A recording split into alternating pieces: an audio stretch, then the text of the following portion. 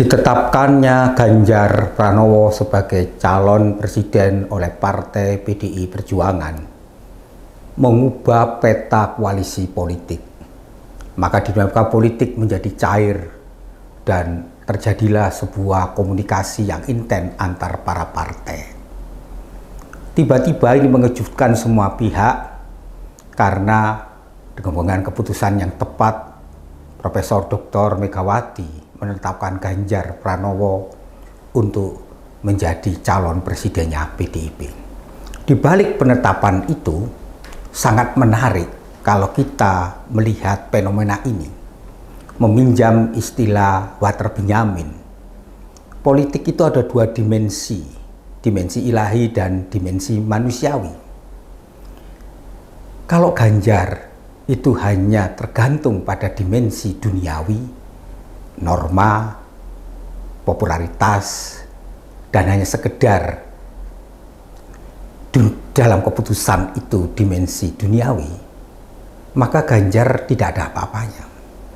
Justru Profesor Dr. Megawati mengatasinya karena dia menggunakan tidak dimensi manusia semata-mata tapi dimensi ilahi. Lewat kontemplasi yang dalam dan seorang yang negarawan, seorang yang sudah memiliki pengalaman politik yang matang, maka akhirnya Megawati menggunakan extraordinary hak istimewanya untuk menetapkan Ganjar Pranowo menjadi calon presiden PDIP. Penetapan ini justru mengagetkan semua pihak.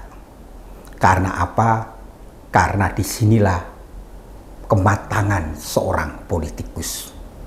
Bagi Ibu Megawati, politik itu adalah panggilan nurani untuk memperjuangkan bonum communio, yaitu kesejahteraan umum, sebagai hukum tertinggi. Maka demi mencapai kesejahteraan umum dan cita-cita dari proklamasi, Ibu Megawati meninggalkan hak istimewa yang harusnya diberikan kepada keluarganya atau orang dekatnya, tetapi dia berikan kepada Ganjar, karena Ganjar Pranowo yang mampu menerjemahkan cita-cita Bung Karno. Cita-cita Bung Karno menjadi bangsa memiliki kemandirian di bidang politik, ekonomi, dan budaya.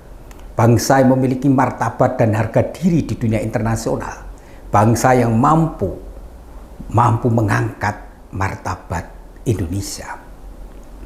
Maka Ganjar terpilih karena pertama, dia figur yang sederhana, dekat dengan rakyat, memiliki patos yang merasakan derita rakyat adalah deritanya. Ganjar menerjemahkan marinisme di dalam konteks kekinian lewat media sosial. Bagaimana kemandirian ekonomi itu dibangun oleh Ganjar Pranowo dengan membangun basis-basis ekonomi rakyat. Kemandirian ekonomi dibangun dengan menciptakan bagaimana martabat rakyat dengan wirausaha lewat gerakan lapak Ganjar. Disitulah inti dari ekonomi kerakyatan. Tetapi Ganjar juga memiliki kemandirian politik dengan sikap yang tegas bahwa politik luar negeri Indonesia harus berdasarkan kepada kemerdekaan hak setiap bangsa. Di balik semua itu, Ganjar ingin menunjukkan bahwa martabat politik tidak boleh direduksi hanya kepentingan ekonomi semata-mata, tetapi bangsa ini harus memiliki yang disebut oleh Bung Karno kedaulatan di bidang politik, memiliki harga diri, dan Bung Karno lah yang menyetuskan dasar sila Bandung itu. Kesetiaan kepada dasar sila Bandung itulah menjadi satu prinsip bahwa politik harus berpihak kepada kemanusiaan, berpihak kepada martabat, di mana nilai-nilai kemerdekaan hak setiap bangsa itu harus terwujud. Disitulah nilai budaya.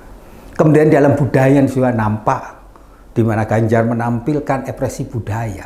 Budaya menjadi kekuatan spiritual bangsa untuk menyatukan keragaman dan kemajuan. Fenomena Ganjar adalah fenomena di mana mengembalikan kembali nilai-nilai keutamaan politik. Politik adalah pelayan publik, komit politik harus berpihak kepada mereka yang kecil dan lemah, dan politik harus mengembalikan cita-cita kemerdekaan untuk mencapai masyarakat yang cerdas, masyarakat yang sejahtera, masyarakat yang makmur, dan memiliki politik yang mampu bebas aktif sehingga Indonesia berperan untuk menjaga perdamaian. Apa yang harus kita dapatkan dari proses pembelajaran ini?